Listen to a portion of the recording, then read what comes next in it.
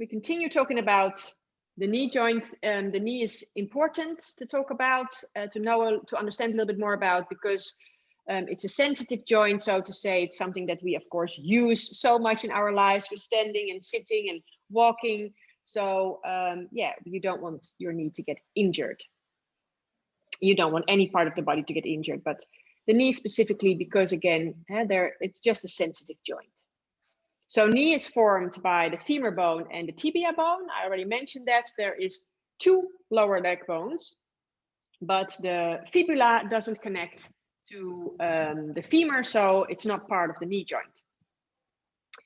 There's a lot of ligaments around the knee. There's a lot of muscles around the knee as well. Muscles that are actually quite far away from the knee help to stabilize the knee even. So like the glutes help to stabilize the knee. The tensor fasciae latae, which is not a cup of coffee, but a muscle, they're all like up high around the hips, and they help to stabilize the knee.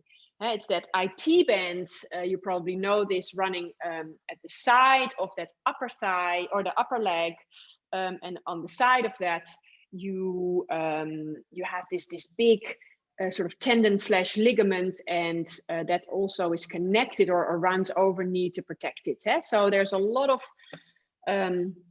tissues around it. And inside the knee, you have these bursa. We saw this before also when we were talking about the joints. And the bursa are those bags of a sort of jelly-like substance that are working like shock absorbers.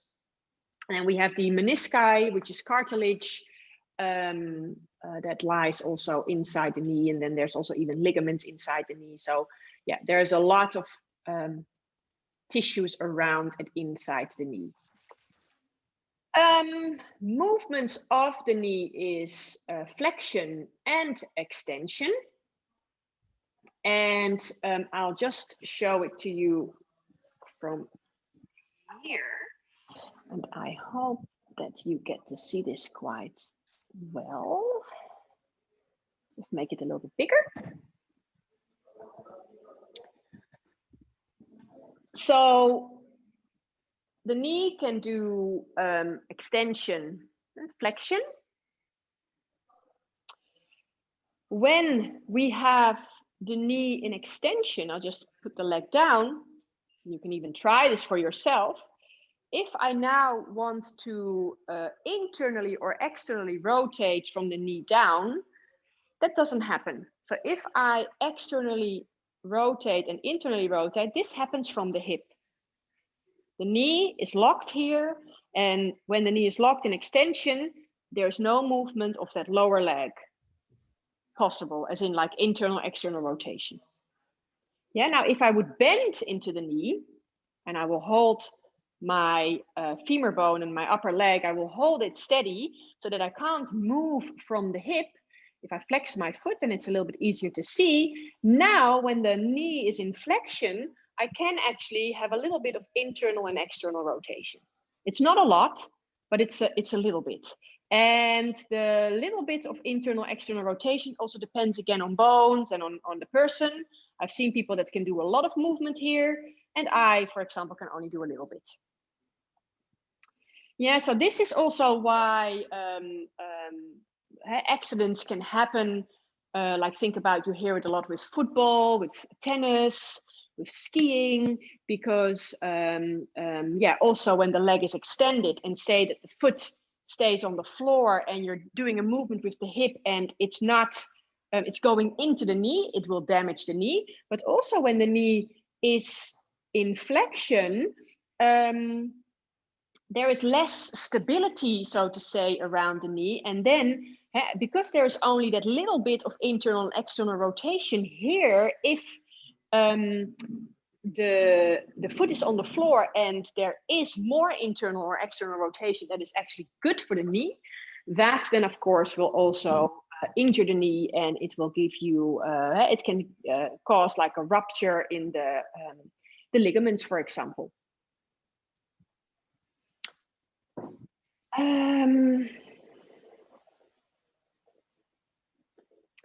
Yeah, so when you're bringing the knee into that flexion and you are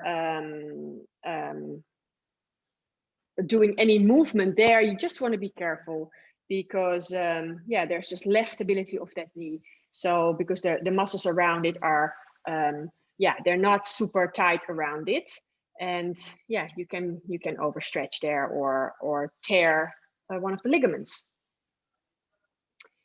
And that's why yeah, it's good also to, hey, maybe you saw me doing that as I was on the floor, but when you flex your foot, you create a bit more of that engagement around the knee. And I mentioned it before with the finger. It's this, remember, I think even yesterday I was repeating it, but when the muscles are engaged, then there's less movement possible in the joint. If the muscles are relaxing, more movement into the joint, so also meaning that it could overstretch.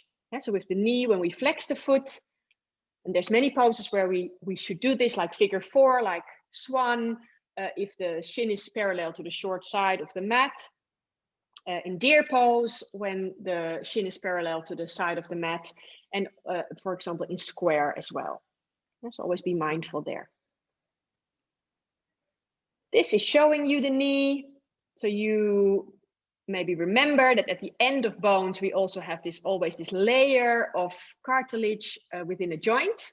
And that layer of cartilage makes that when the bones rub over each other in a joint, so in articulation, that it is smooth. That it's smooth, that also it doesn't rub bone on bone, and that it doesn't sort of wear off. So that's why also when you have arthritis, and it means that the cartilage is actually worn off quite a bit, and then bone starts to rub on bone, and that is when it becomes painful.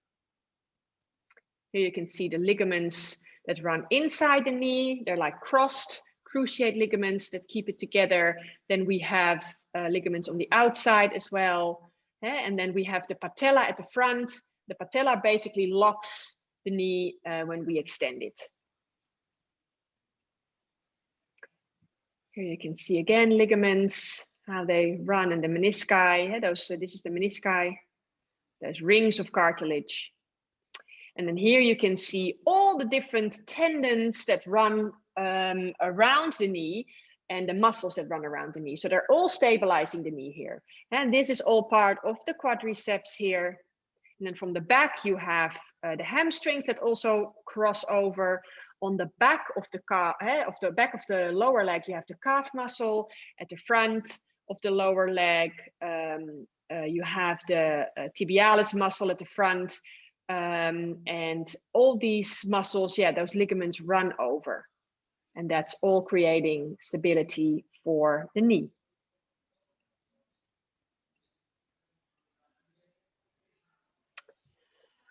Why do we always have to be very mindful of the knee? Well, I just answered that question. Yeah, I'm not even gonna ask in the chat, because I literally just mentioned it. But what can we do to keep more stability for the knee?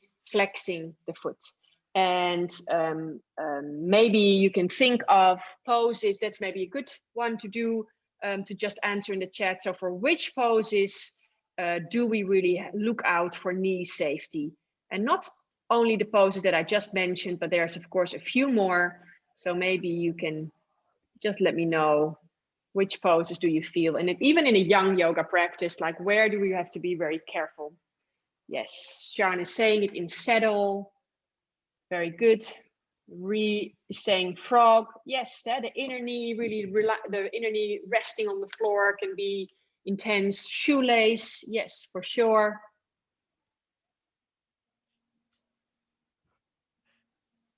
And so there are all these poses where if we feel too much sensation in the knee, we want to adjust. Swan, yes. Meaning swan, meaning deer, meaning fire log or square pose. All these poses where we have that leg in what I call sort of that 90-degree angle. Celine is saying yes, dragons. Yeah, and then specifically that back knee in dragons, because there's a lot of pressure on the knee down towards the floor. Yeah, and a lot of these poses are of course also done in Yang Yoga, but they're named differently, but of course it's the same thing. And in Yang Yoga, for example, think about lotus pose. And lotus pose is one of the poses that if the hips are not ready to open enough, then all that pressure will go into the knee and maybe into the ankle, and you will definitely damage your body. So be very mindful. There should never be a stinging pain in the knee. We never want to overstretch there. We don't want to overstretch any joint, but specifically this one. Very sensitive. So also as you're teaching, make sure that you mention it. And make sure that you mention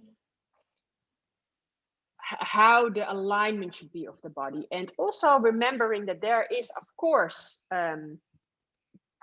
variable anatomy. So everybody has a different body, meaning that also the lower leg, for example, the torsion, every bone, a long bone is always a little bit toward, there's also a little bit of torsion, there's a little bit of a twist, meaning that for some people, this would be like their foot would be straight up with a straight leg like this.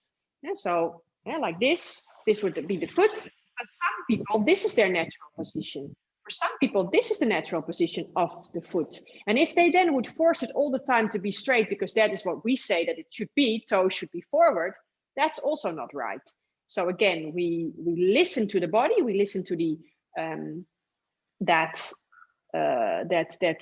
you look at what is your natural position, and from there you sort of start to create the correct alignment.